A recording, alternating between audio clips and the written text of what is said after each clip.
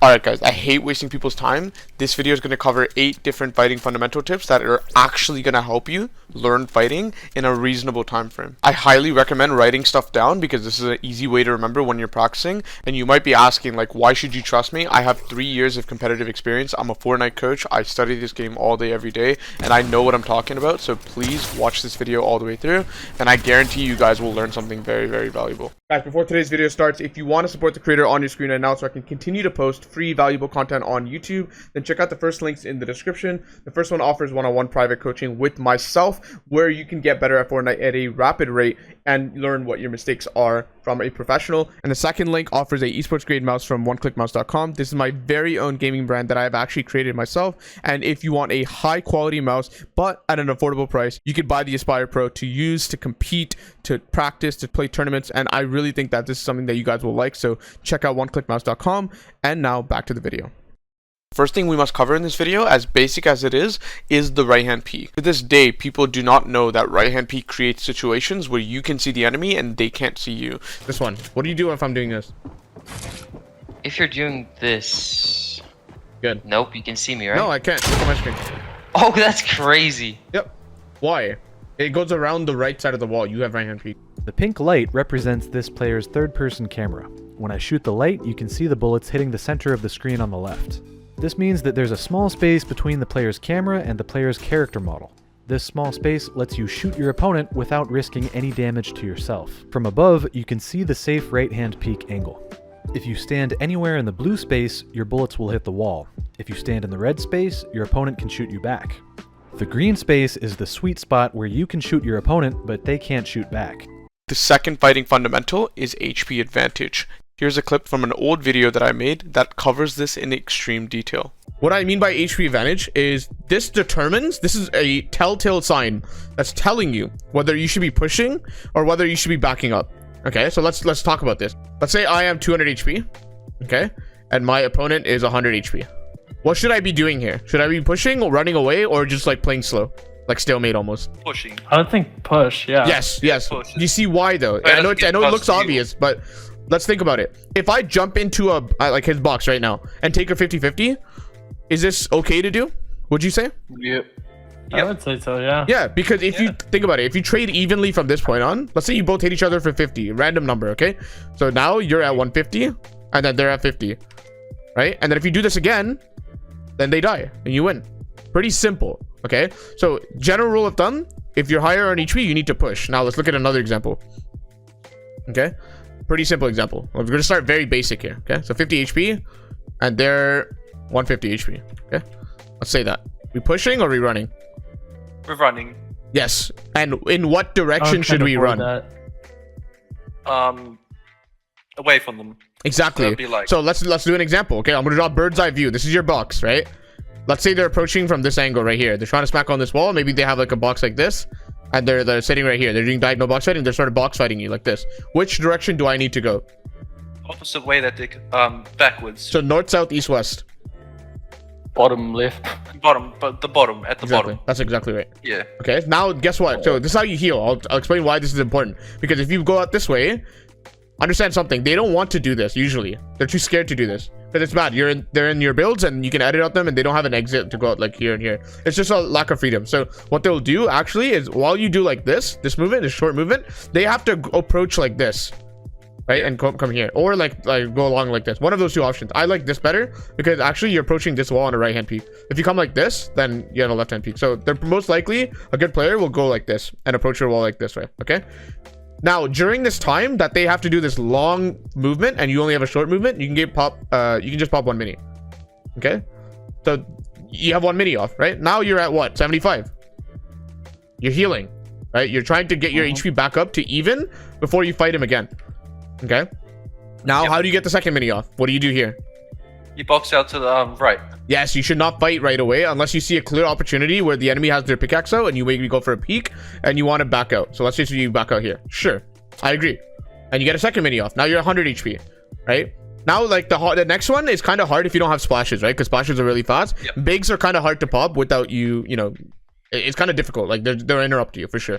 So in this case, you absolutely want to look for damage back. right? The only way, if you want to equalize this HP, let's say you get this down to like 100, you're back to 100. If you want to equalize this HP and be at a fair fight, at this point, popping big is not practical. You need to actually just do damage to him.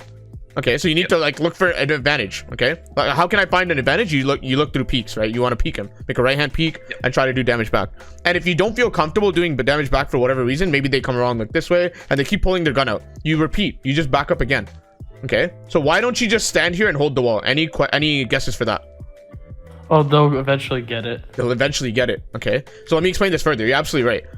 There's 3 options when someone's smacking your wall. Okay, 3 simple options. Very simple. You either edit, okay, hold the wall, or you run. I don't mind if you choose this or this based on what's going on. You can decide one of these 2. Usually you don't want to do this when you're super low, but sometimes you have to, like whatever. Like you see a clear opportunity and you want to do it. As long as you peek it properly, this should not be that risky. Okay, I don't mind if you do this because it's just you're buying more time and they have to run that long way. You might be able to get another mini off. This is the worst option. Never do this. This is horrible. Okay, because there's 2 cases. Let's look at this. Okay, 2 different cases. Number 1, you get the wall, so you hold the wall. This is a neutral case. Nothing really happens, right? You didn't get an advantage. They didn't really change anything. Nothing changed. And then the other one is a negative case. Okay, because they got your wall. Now they're gonna edit and do damage to you. Not worth it. There's nothing positive coming out of this. You understand? In this case, you're buying time. In this case, you're doing damage. There's positive things happening in this case and this case. This is the biggest sin in Fortnite that a lot of people do. That even if you're like 10 ping, you should not do this because how do you know the ping of the enemy player? It could be 0 and take your wall. True. So the people that are complaining about, like, yes, like you should complain if you have like 60 ping or whatever, but ping is not a factor. There are a ton of 30 ping, 40 ping pros that succeed in this game. So I promise you that's not what's holding you back. This is what's holding you back. You decide to hold the wall and you put yourself in a neutral/negative case. Fighting fundamental number 3 is gun swap delay. This is a really important concept that a lot of people forego, and I'll show you 2 examples to sort of explain this. One example will be me demonstrating good use of gun pullout time, and then the other example is an enemy failing to use the concept and respect gun pullout time, and then dying because of it. Alright, so let's look at the good case first. I place some builds down, but when I go for this peanut butter edit, look how I pause for almost like half a second. We need to stand still out of sight behind our builds if we're trying to go for that natural, very common peanut butter peak, because it's very important for our gun to be ready when we go for the jump shot. So many people actually don't wait for this long. And what ends up happening is they peek too soon, and this creates a scenario where they completely expose themselves before they're even allowed to shoot. Like they're still in that animation and they go for the peek too soon. So, you know, be patient, go for this sort of patient sort of stall, just like I do here. And it's very important that you get in this habit, especially with the Thunder Shotgun this season. Let's look at another example of someone who doesn't respect the gun swap delay and doesn't do this properly. In this situation, you can see I'm actually trapped inside the box, which is very unfortunate, but this guy does the correct thing, leaves the box, so he doesn't have to 50-50 me, and goes for a window edit. All of this is fine. All of this is so good until they make this very mistake right here and expose themselves in the window and don't tuck themselves away. It's so important. You have to understand, like, you can make these right hand peeks, you can do these window edits, so, you know, all of this is fine, but Fortnite is a very precise game. The slightest movement error and you're taking damage, and you could totally lose a game just off of this alone. The 4th fighting fundamental is build HP. This might be a little bit confusing at first, so let me explain. When you're in a fight in Fortnite, it's very important that you take into account not only your own build HP, but the enemy build HP simultaneously. Like, you have to do 2 things at once. It's very difficult, but this is how you get good, right?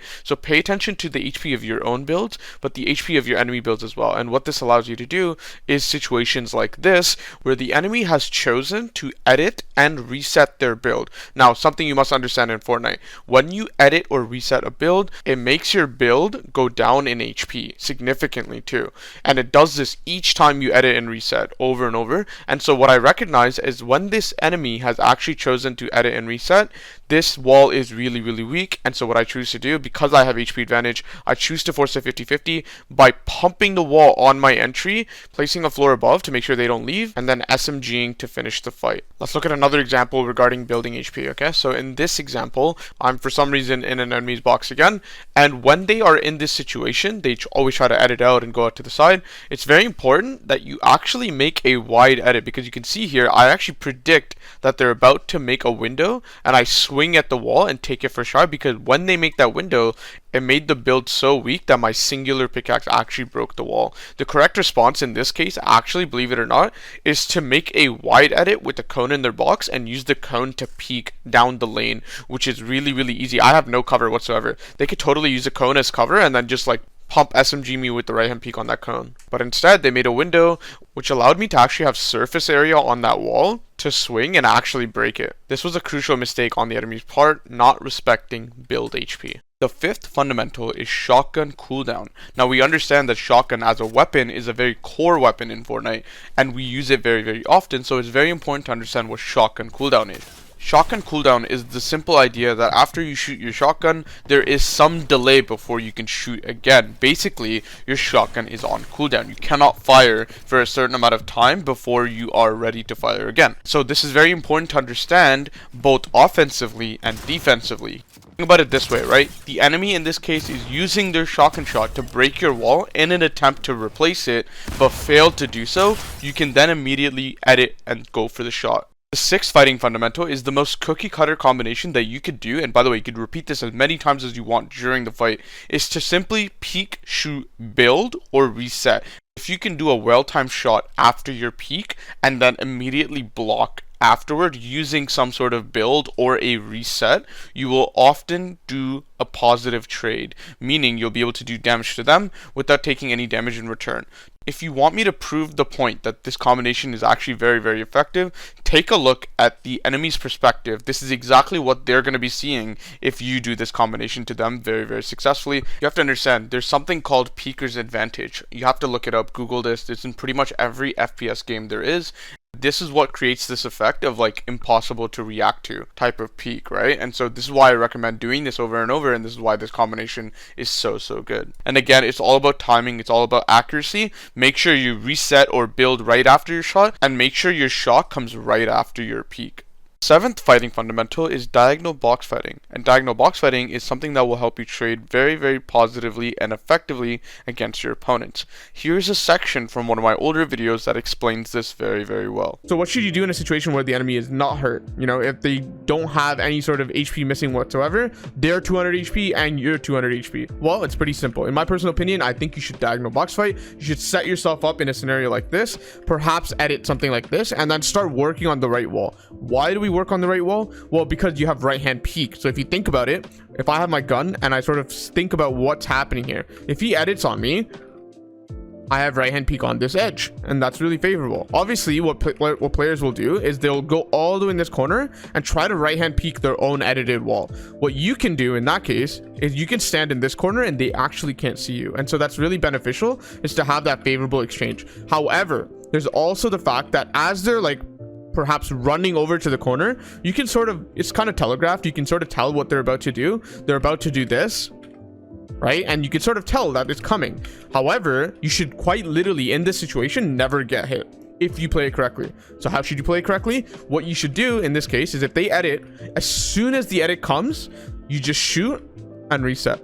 And the main reason this is beneficial, and this is sort of why the diagonal box fighting concept is so advantageous to you, is because you have extra pieces. So notice something. If I'm standing here, I don't have a reset, right? Not only am I at risk of getting full boxed, like so, but I'm also at risk of getting edited on a right hand peek and shot, and I can't do anything about it. Maybe I can hit him, but then I will guaranteed get hit by them as well, right? Flipping the cone is an option, but again, it just comes to the point where if after you flip your cone's weak, and then they can just take it and place their own, and so that's not good. And so if you know you have a situation where they're equal HP, be in a situation where you're behind this line. So let me just draw an imaginary line. You can actually, it doesn't even have to be imaginary, you can just see it right here. Do your best to not only, you know, be behind the line, but be somewhat away from it. Because notice something. Let's say I'm like really close to it, right? And I'm smacking like this. The problem is it's really hard to reset, right? It becomes very difficult to reset this wall. Even if I'm like this, look how far up I actually have to look. Like, I'm behind the line, right? I can totally reset and be safe, but is it really that easy? Like, think about it. If I'm cross-hairing here because I'm box fighting the enemy, right? I have to look up so far to catch the wall. Obviously, you can blueprint at it, but chances are you might select this wall. Maybe it's theirs or whatnot, but regardless, it's just making life harder for you. So general tip, stand a little bit further back. I can still hit the wall from here, and I can still claim it from here. Last but most definitely not least is aiming. This is the 8th fighting fundamental and arguably one of the more important ones. If you do all of these right, but you have horrible aim, you are going to fail at fighting. That is just the truth. Understand at this point we must talk about aim training, because aim is one of those things where you can't just like flip a switch and just get good at. This takes days of practice, much like running a sprint or much like training in the gym. You will have to train consistently. Now, the way or the method in which you train in is completely up to you. Honestly, I have seen multiple players succeed using different methods, and what I think is the most important is choosing the method that gives you the most amount of fun, so that way you will consistently do it no matter what. This to me has turned out to be the most important factor in terms of whether or not you get good at aiming, which is actually how much fun you have during the aim training. Now let's list out the methods so that you can try them out and choose which one you feel like is the best option for you. Option number 1, Kovacs. This is the most popular method for most pros, and I often think there's a good reason for that. I don't actually think the routine or the playlist that you do matters all that much. By the way, just pick Saf's routine or Mr. Savage's routine. What matters more, or the biggest sort of downfall to people not being successful at aim training and improving, is really their consistency. Now, in-game aim trainers are a very viable option, and I really have used them in the past. I primarily do like Kovacs, but I also have heard many examples of pro players using in-game aim trainers to get better, and barely touching Kovacs at all, and this is why I tell you guys to find your preference, because it could be different for you as well. Now, in-game aim trainers such as Raiders aim training map and 200 pump maps are ones that I recommend. Here are the codes for both of those on screen now. Let's ask ourselves, what is the scenario in game where you are absolutely dependent on your aim? In this case, it would be close range aim, because if you miss your shots, you just die, right? You're very much committed to a fight. And so aim duels, which is the third method of aim training, is a very important aspect of close range box fights or 50-50s that I think is super important. So aim duels is a very popular method among the pros. If you want to use this, I very much recommend it. Fourth method is to use consistent creative practice that is very fun for you, and in my case it would be realistic PvP. You can see in this example that if you truly focus on your aim, you can absolutely get a decent amount of practice on very realistic movements. Basically, you're facing human beings, so you're going to get realistic movements. You're going to have to incorporate some edits and resets in there as well, and you're going to be able to track and get good aim training out of this as well, given the fact that you focus on it during the game. I've given you 4 different aim training methods. Now obviously these have different varying levels of effectiveness and also dependent on different scenarios, but as I say, just do some form of aim training to start. Just pick the one that you find the most fun and the one that gives you the least amount of resistance to actually get started with. That's it for the video, guys. If you guys have any questions, please leave them in the comments. I'm gonna be reading the comments a lot to make sure that I answer these questions for this specific video. It's very important that you get better at fighting. After all, it is a battle royale survival game, and learning this skill will go a long way when you're trying to get better at the game. So please make sure you guys ask if you have any sort of questions. If you guys want to be more involved in my community, we have a Discord link down below in the description that you can use to join my community Discord. We have a bunch of conversations about improving in there. We ask a lot of questions in there. We have about 500 people. Just join up, and I hope to see you there. Thank you guys so much for watching this video, and I'll see you guys next time.